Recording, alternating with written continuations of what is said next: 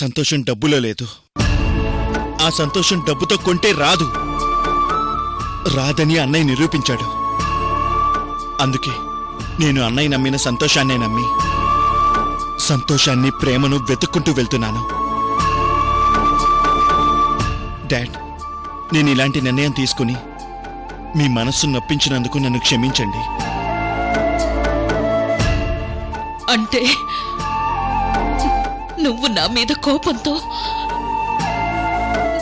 నేను అన్నయ్యనలా అన్నానని వెళ్ళిపోతున్నావు, అంతేనా?